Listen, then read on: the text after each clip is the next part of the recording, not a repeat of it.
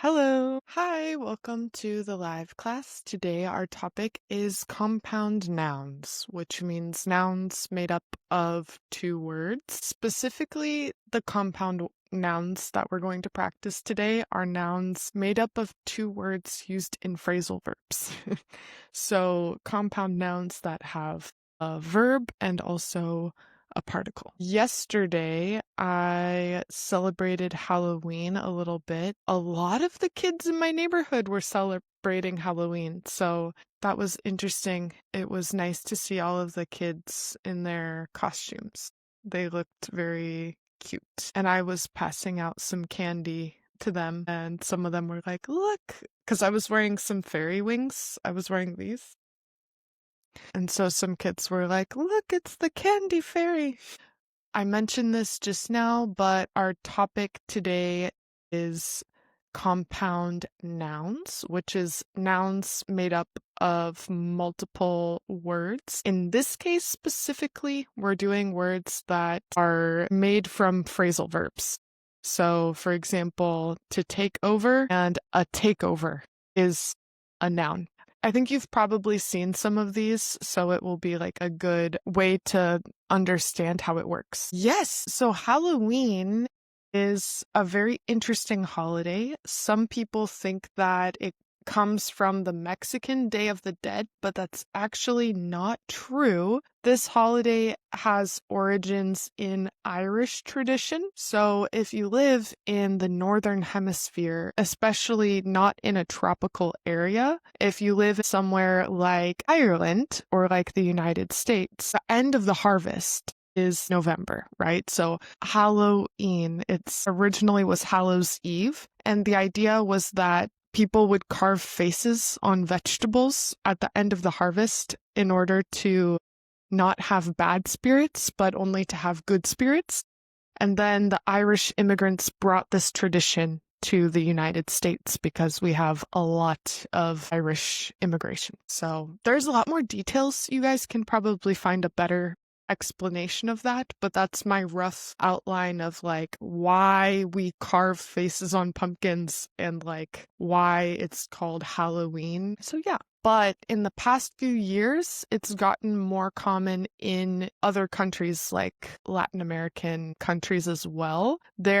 I think because there's a lot of Catholicism and it's a pagan holiday, there are a lot of people against Halloween because they see it as like demonic. So it's kind of more recent that people are more open to celebrating it. But in Chile, I saw so many children on the street. And I think it's a really like a community holiday, right? So in the United States, we have a very like individualist culture and we don't have so many holidays where everyone's like getting together and talking. And I always loved Halloween as a kid because you can go to your neighbors and they all give you candy and everyone's nice on this day.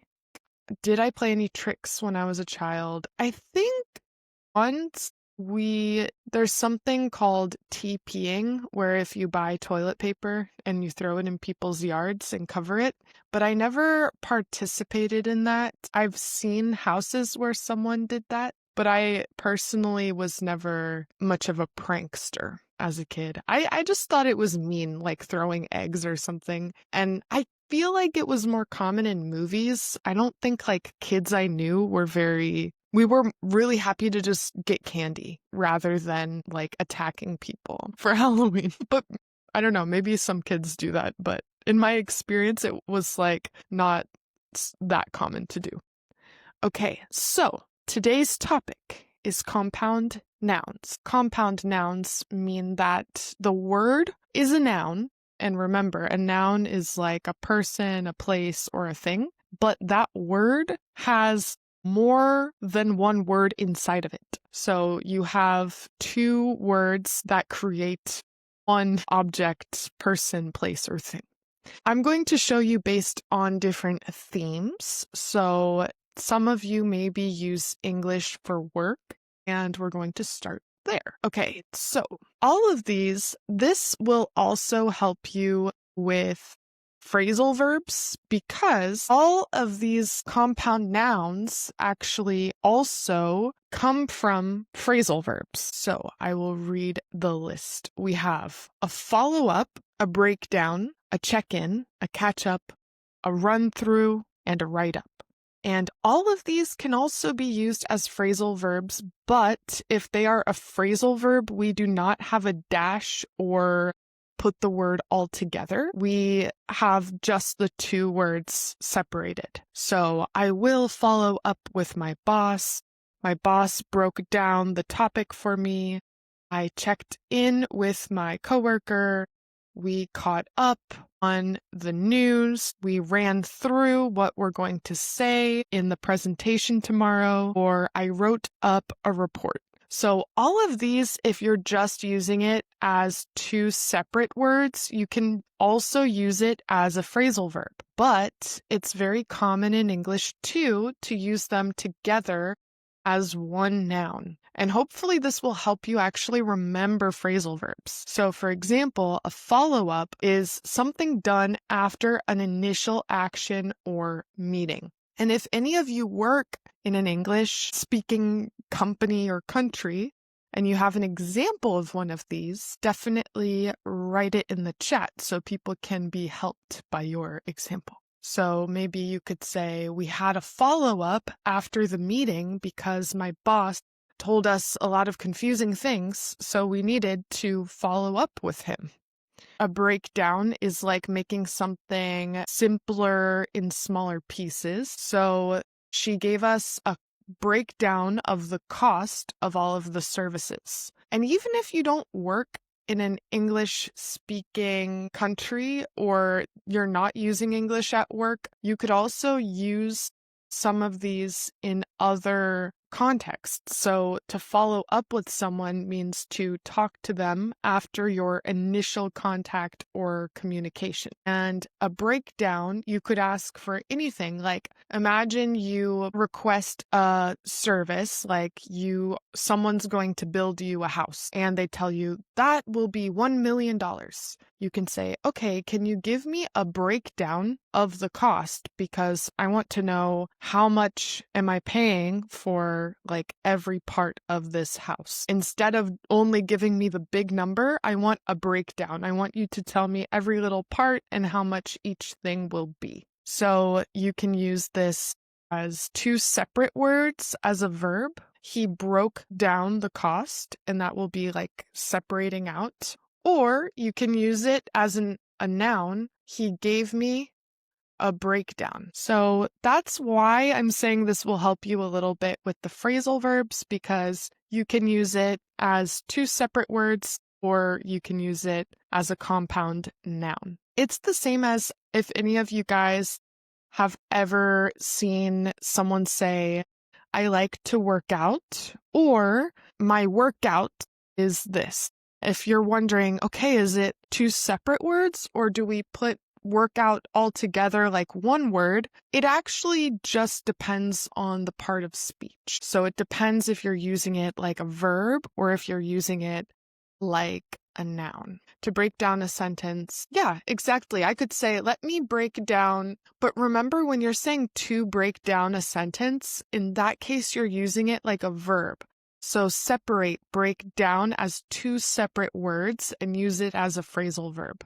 When you have it all together, that's being used as a noun. So to break space down a sentence, I would say it that way. Okay. And then we have a check-in. So a check-in, you might have heard as a verb, like I'm going to check in with my coworker. I'm going to check how things are going, see the progress, if everything is up to date. Or we're having a check-in as one noun. Very similar is a catch-up. So a catch-up is a meeting to exchange updates or news. So we had a catch-up and that could be in the context of work, but also if you are talking about something else and you want to be up to date with people. We use it to check into a hotel. You could also, okay, so that's another case where if you're using it all together with a dash in the middle, so check-in is at 11. You're going to see this word all together. But then if you're using it as a phrasal verb, you'll say, we checked into the hotel. So that's the reason why sometimes you might see these words all together and other times you might see them separated into a verb and then a particle, like a phrasal verb. The next one is a run through. And to run through something, that can be used in different contexts. It's usually like to practice or review something. So imagine that you have a presentation tomorrow and your team wants to run through the presentation. It's like, okay, let's say everything that we're going to do in order before the presentation. It's similar to let's go through. Let's run through is let's review everything that we're going to say. You also might use this if you are an actor and you are going to be in a play or theater production or a movie. Okay, let's have a quick run through of all of our lines so we can remember them for the scene or for the movie. And the last one that I have here is a write-up. So a write-up is a written summary or report. If any of you work in a company that uses English, you might use this like, okay, manager, here is the write-up that you requested. So that is writing a summary or report of the information that the person requests of you. So my question to all of you is, can you use any of these compound nouns in a sentence to talk about your work or your everyday life? If you're an actor, maybe you'll say, I ran through my lines, or I ran through what I was going to say before the conversation. But remember, if you're using it in that way, it will be two separate words when you're using it as a verb. And all together with a dash if you're using it as a compound noun. Yes, okay, this is a good question. So, sorry, my nose is itchy. I have really bad allergies. So, some of these, as with many situations in English, like you guys mentioned, a check-in could be checking into a hotel or flight, but it can also be a meeting to kind of like touch base or discuss progress with a team. Similarly, a breakdown has another meaning too. A breakdown can be used when you have an intense emotional, psychological response to something. So maybe imagine like you have a lot of terrible things happen to you. You lost your job and then you can't pay rent and then you're very stressed and everything is so hard. You just start crying and yelling. You could say, I'm having a breakdown. I'm having a breakdown, an emotional breakdown or a mental breakdown. Online, on the internet, now the kids are calling these a mentee bee. A mentee bee is like a way to say a mental breakdown. It's kind of like an informal slang, cute way to say a mental breakdown. So if any of you guys have a friend that speaks English and you want to make a little joke to them, if they say, how are you doing? And you're not doing well, you can say, I'm okay, but I just had a mentee bee earlier, a mental breakdown. I ran through the unit to summarize it for my students. Perfect. Nice. Is a mental breakdown the same as to crash out? Yes, I would say. And that's another one where you can have a crash out as a compound noun, or you can crash out, and that would be the phrasal verbs. Yeah. So can I change the order of the words? No. All of these ones, you cannot change the order. Like it would not make sense or be the same phrase if you changed the order. So you cannot say like, I downbreak.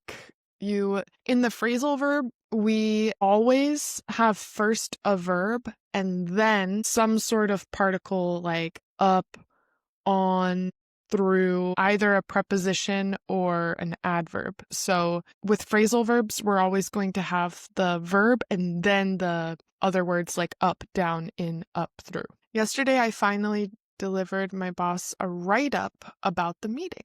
Remember, another important thing is whenever you're using these as a noun, so in this case, you're saying a write-up, like a thing, we're never going to change the tense of the verb. So you can say, I delivered a write-up, and we'll conjugate the verb in the past, but the write-up will stay write-up even if you did it in the past. How about a coffee catch-up on Sunday? Very nice. I like that. When we ended the chapter, I asked for a write-up. Very good. Yes, I like these examples. Let's have a quick run through before we held the presentation. Yes, very good. I would just change held if you're talking about the future. Since you said let's, I would say before we hold the presentation or before we have the presentation. All right, so these are all going to be very useful for work and communication. If any of you guys are working in an English environment and you notice that people are saying things like multiple words combined into one, a follow-up, a breakdown, a check-in, that is where these come from. And another small tip is that you can tell some of these words have a dash in the middle, and others are just all squished together like one word. And basically, that is something where initially, when we're combining multiple words, we use a hyphen. And then over time, if it becomes very common, people start to write it all together, then that becomes the more official way to write it. So you can see this actually with words like coworker, where in the past, people would write it like co-worker. And that was the way to write it because this word did not really exist. It kind of started to be used. And then with time, because it was so widely used by so many people and it looked better, I guess, I don't know, or people had the custom of leaving off the hyphen, it became altogether like one word coworker. So you can tell with a lot of these, we're using a hyphen, but then there are some like breakdown, which have become really common to use without the hyphen. After the meeting, my boss asked me to set up another catch-up meeting for next week. Nice. Technically, I would say catch-up meeting with the hyphen because catch-up, you're using it like a way to describe the meeting. So it's not being used like a verb in that sentence. So if I'm being really picky, I would add a little hyphen or dash in between catch up in that sentence. Finally, I had a breakdown after thinking about difficult themes. Yes, very good. I would say thinking about difficult topics sounds better, but that's a really good sentence. Let's go for a coffee and have a catch up. Nice. Okay, I'm going to take us to the next topic. This one is also with different compound nouns, but these are going to be used related to decisions and progress. So the first one is really common when someone gives you permission to start. So if someone says, "Did we get the go-ahead?" It's like, did we get permission to start? You can tell someone, I'm just waiting for you to give me the go-ahead. I'm just waiting for you to tell me that we can start. And then the person can say, yes, go ahead. Because if you tell someone, go ahead, you're giving them permission to start or move forward. You can even use this not at work, but if you're in the supermarket and there's a person who, imagine there's a woman who's like 99 years old and you want to tell her, she can go ahead of you in line. You can say, go ahead, and then she'll get ahead of you in line. So when a compound noun is with a dash or joint, it means it's a noun. And when it doesn't have dash, it's separated, it's considered a verb. Yes, exactly. So whenever it's separated, we're using basically a phrasal verb. And then whenever it's combined into one or hyphenated, that's when we're using it as a noun. So for that reason, you can see these three sentences like, I work out, my workout was hard, or my workout clothes are nice. So only in the situation where I'm using workout as a phrasal verb, it's separated. But in the second, so I work out. But in the second one, my workout was hard. I'm using it as a noun. This thing was hard or difficult. The third one, my workout clothes are nice. I'm using it kind of like an adjective. So what clothes? In English, we can use a noun to describe another noun. So like the kitchen table. What kind of table? The kitchen table. What kind of chair? The bedroom chair. What kind of ice cream? Chocolate ice cream. And so that's what I'm doing here, my workout clothes as well. Let me see what you guys are saying. Despite the setbacks, he finally achieved his goals. That's a really good example. The phrase is similar to after you. Yes, exactly. So go ahead is similar to after you in that context. Because we can also use go ahead, like if you ask your boss, can I send the email? And he will say, yes, go ahead, saying like, you can go.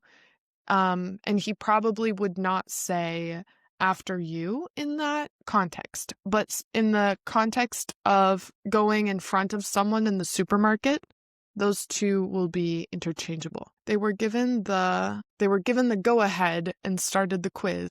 They were given the go ahead. Yeah. So a setback is a really common word also. So if something sets you back, you could say that it delayed you.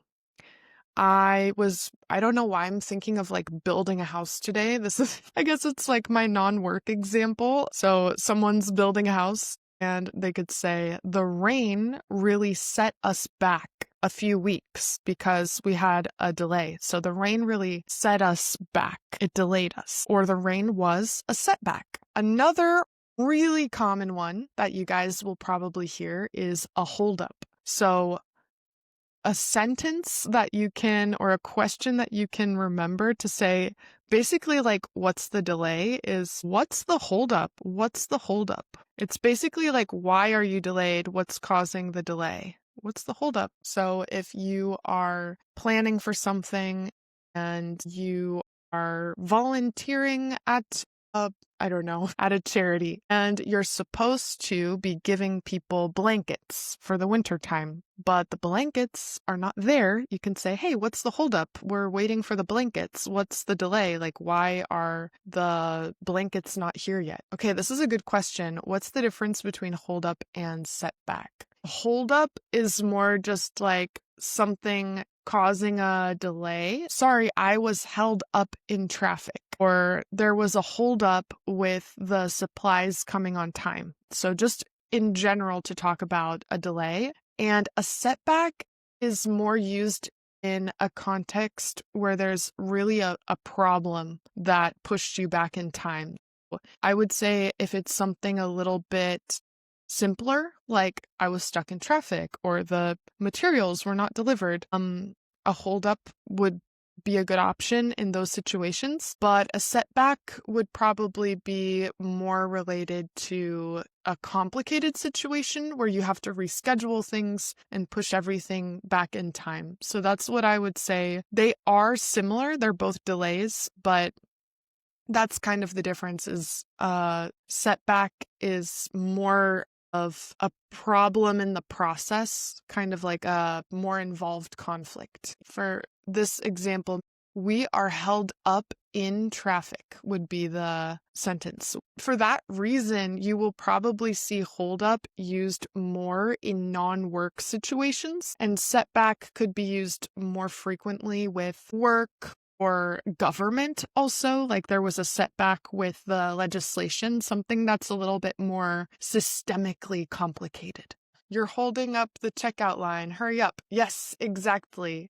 So now that I'm looking at these examples you guys are sending about traffic, the checkout line, in all of these everyday, daily delays, it will be more common to use hold up and not setback. That will be more like a work or government or those sort of contexts. A mix-up is another good one that you can use in a lot of situations. It just means a confusion. So if you come out of the hair salon and your hair is bright green and someone says, oh my God, why do you have green hair? You could say, oh, there was a mix-up. The salon wanted to dye a different person's hair green and they accidentally dyed mine green. Or if you get the wrong coffee order, you could say, oh, there was a mix-up and they accidentally gave me 20 shots of espresso. So yeah, it just means that there was some sort of confusion, and usually like someone did something wrong because they got confused. So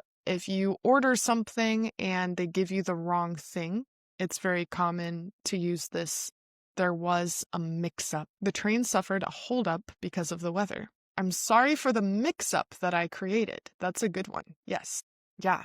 And it's also used when we confuse two things. So you could say, I just mixed up, I don't know, like okay, so imagine your boss has a twin brother. You can say, oh, I just got my boss mixed up with his twin. So I confused those two people for each other. You can also use it that way. Like if you mix two people up, you could use the wrong name with someone and it was really the other person. Sorry, I got you two mixed up because you both have the same haircut. I got you two mixed up. He is absent because the train is in a holdup. Okay, you could say he is absent because the train is held up. The train is held up after causing a traffic accident, maybe? So he is absent because the train is held up after causing a traffic accident or because it caused a traffic accident. Or he is in a holdup after the train caused a traffic accident. Don't mix them up. Each has a different function. You could hurt yourself if you misuse them. Nice. The students were given the go-ahead to start their exam. That's a good one too. I like all of these class-related ones that you're saying, Lilac. Okay, so these are decisions in progress. I'm going to bring us to a different topic, which is social life and relationships. Probably you've heard some of these before. So a get-together. I will tell you that sometimes when you use the word meeting in English, it sounds like you're talking about work and not your social life. So a good way to be very clear that you're talking about a social meeting and not a work meeting is to say this word instead, a get-together. So we are having a get-together or a hangout at my house. And let me see what you guys were saying about the other ones. I mix up with my schedule given by my colleague. Yeah, you could even say I got mixed up with my schedule or the schedule. Yeah, because if you mix it up, it's like you're the one who confused the situation. So like I mixed up my schedule with my colleagues. You write your colleague's schedule instead of your own. But if your colleague gives you a confusing schedule and now you feel confused, you could say, I got mixed up with my colleague's schedule. We had a get-together to celebrate my mom's birthday yesterday. Family get-together is something common in Eastern culture. Nice. We got the go-ahead to transport the goods, but we had a setback because there was an accident and we experienced quite a holdup. Okay, if you guys are going to write down anything from this class, you should read Joao's example that has 3 of these compound nouns. We had a get-together last evening with my friends. Yes. So remember, the nice thing also about these is now you guys have 2 ways. If you can remember these, you have 2 ways to communicate. You can say, I got together with my friends, or my friends and I had a get-together. So if you're able to remember any of these phrases, it's like a 2-in-1 gift. You have 2 ways that you can communicate, a verb way and a compound noun way. A hangout is a place. So remember, you can say, my friends and I like to hang out at the library, or our favorite hangout spot is the library as well. So hangout can be used to describe the hangout spot or the action that you do. We hang out. A breakup is the end of a relationship. So it's always hard to have a breakup, or as a phrasal verb, we broke up. Same thing with makeup. So we made up, or we had. This one you could also see in addition to talking about relationships. Makeup can be used to talk about if you miss, imagine you are in a class and you missed the test, the final exam, because you're very sick. You will probably write to your professor and request a makeup exam, because a makeup exam is like to recover the missed material by doing it at a later day. So if you miss a class, but the teacher is willing to have the class with you another time, that is a makeup class. Imagine you play tennis, you have a tennis class, and the teacher says, okay, students, the class is canceled this Saturday because it's raining. So our our makeup class is next week. That's the other situation where you can use make up, is when you're describing something that you missed and you're going to have like a redo for that. When I went to the station, I got together with my old friend. Nice. I got together with my old friend. So these are some that you probably will see quite often. And again, like I said, if you're seeing them like two separate words, that's the phrasal verb. And if you're seeing them put together with a hyphen, then that is being used as a noun.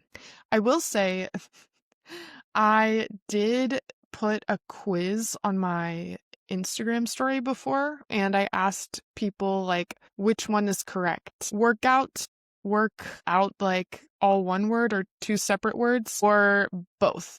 And a lot of people, including native speakers, were like, wait, I'm not sure what the rule is. So this is something that I think really helps to know, because it's helpful to know what part of speech you are seeing, right? Sometimes people have a problem understanding what they're reading, because in English we use a lot of the words we reuse a lot of the same words. So this should help you like, okay, at least is it a phrasal verb or is it a noun? Our relationship was once full of get-togethers and hangouts, but it has descended into frequent breakups and makeups. Okay, I love this one. This is a really good one. I'm going to pin this one. Amazing. Our relationship was once full of get-togethers and hangouts. They're always having awful breakups just because they enjoy having the makeup later. Do you guys know anyone like that? I feel like in my younger days, I knew some people like that.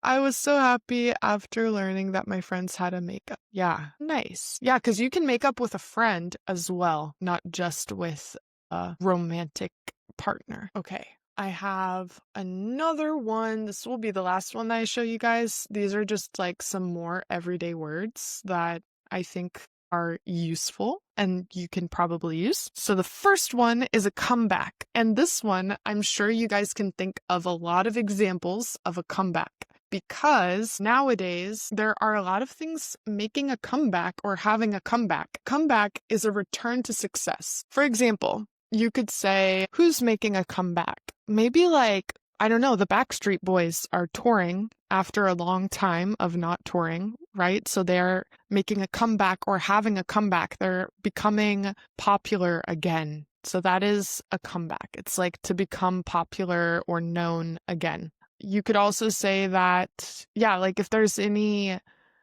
that you see kids doing these days where you're like, wow, we did that back in the 80s. Why are the kids doing that? They're making a comeback.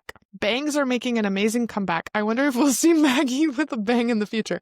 I don't feel like, guys, I don't think I have.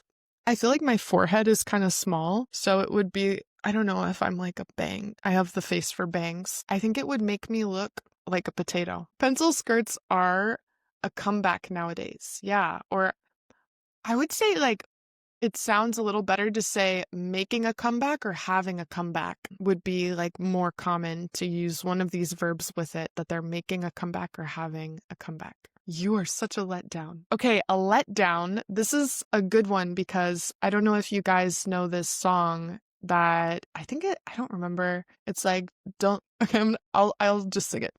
It's like, don't let me down. Don't let me down. Don't let me do. Don't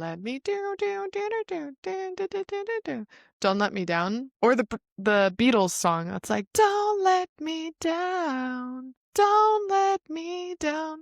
That's like, don't disappoint me. So if someone lets you down, they are disappointing you. So you could say like, yeah, he really let me down when he said he was going to be there for me, but then he wasn't. He really let me down. And then the compound noun is a letdown. So you could say, that was a letdown, or you are a letdown. You're a disappointment. Okay.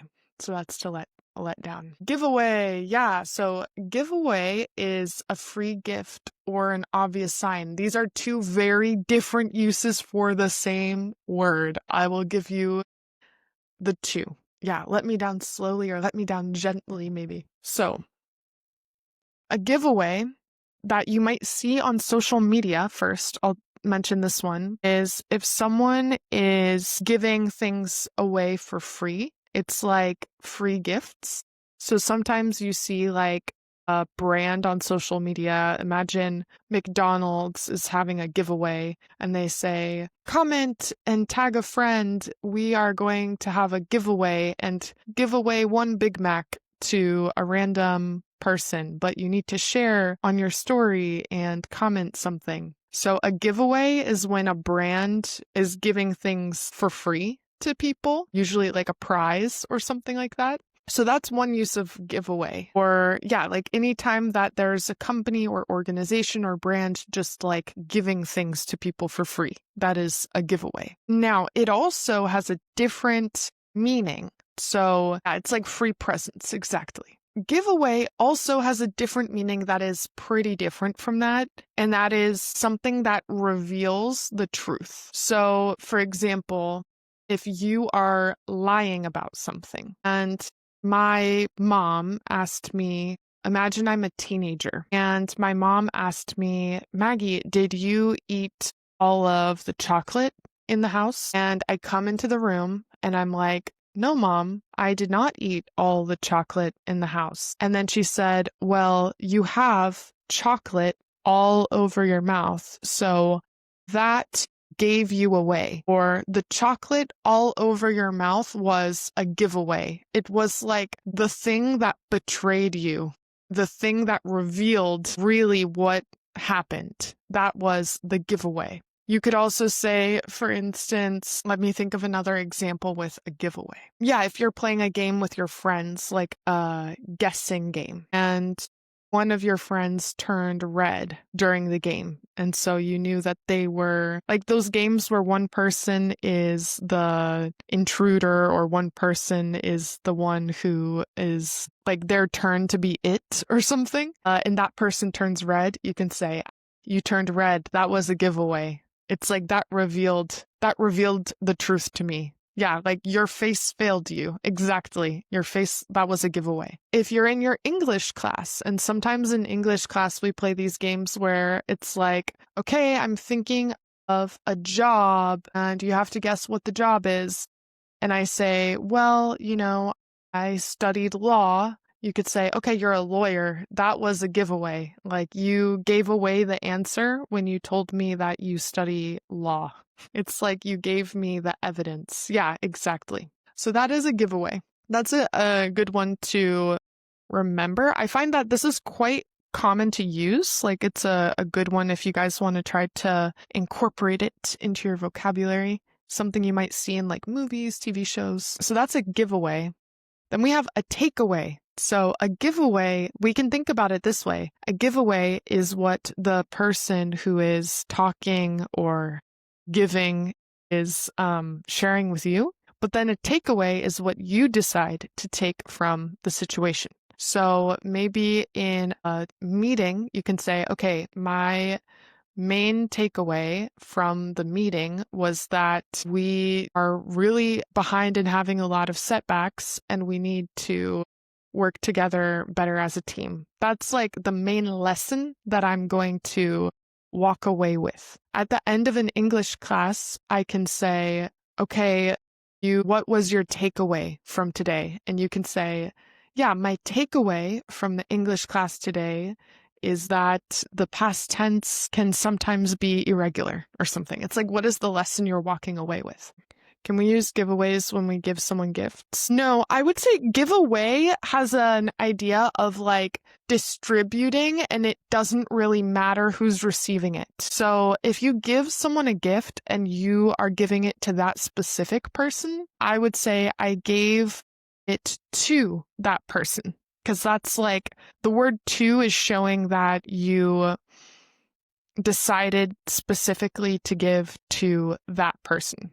Give away is the idea is like to donate or to give to any person, or it's like a free for all. It could go to anyone. It's not like as specific that you're giving with the intention to give to one specific person. This is a really good example here. So my accent is my biggest giveaway that I am Argentinian. Yeah, if you guys ever are in a situation, this is a good situation. Imagine you're in a situation where someone says, "Hey man, are you from Turkey? Are you from Germany?" And they guess your nationality perfectly. You can say, "Hey, what gave it away? Like, what revealed that to you? Like, why were you able to guess that?" And they could say, "Well, your attitude gave it away." No, I'm just kidding. The last one that we have here that I'm going to mention is a cover-up. A cover-up is an attempt to hide the truth. So you can say that the government covered up the scandal, or you can say the emails revealed that there was a cover-up, that the CEO organized a cover-up to hide the information. So maybe it's also useful to think about giveaway and cover-up together. So to give away is like the evidence being revealed, and then a cover-up is like hiding the evidence. I'm covering it up. Pumpkins are the main giveaway of Halloween. Yes. Yeah, exactly. Takeaway is like the objectives that you gain. Your class is a takeaway one. Thank you. I appreciate that. A lot of vocabulary today. Even if you're not going to remember all of these words, I think it's very useful to kind of use this logic that you can have multiple word nouns and also use them as phrasal verbs. And I think that is something that will be useful for you to remember phrasal verbs, because imagine maybe some of you know the word a breakdown, like a mental breakdown. Now you can also remember the phrasal verb to break down. Or maybe you know the word a giveaway because you see it a lot on social media. There is a giveaway to the first 20 people that like this post. Now you can also think of the phrasal verb, a giveaway. Spies have cover-ups. Yes, exactly. Spies also have cover-ups. Will you be giving away a Ferrari for the first prize? I wish that my budget could give, I wish that I could give away a Ferrari to everyone. Actually, maybe not. I think that's too many cars on the road.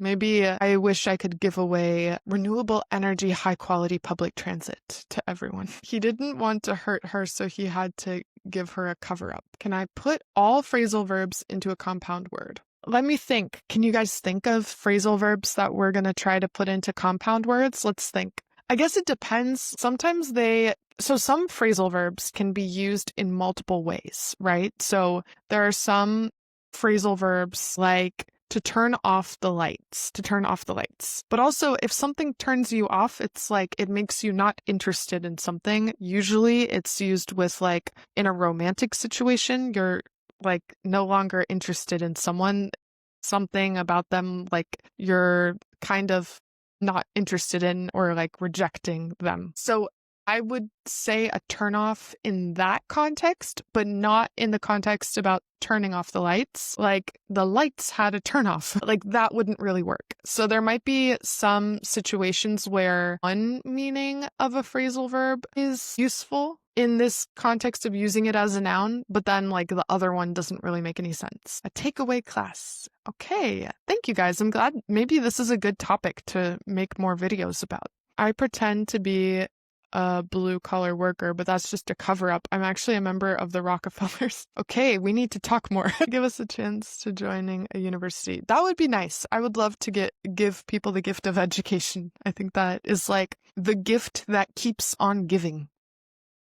A good investment in life. My biggest takeaway from this class is that there are many phrasal verbs that can work as a noun. Yes, exactly. So yeah, that was a good question. Not every phrasal verb will make sense. In the same way, I think what's helpful to think about is that phrasal verbs function grammatically like verbs, right? So they are one idea of an action. So even though they are made up of multiple words, they are describing usually like a specific action. And in the same way, there are some verbs, like single word verbs, that will make sense to use as a noun too.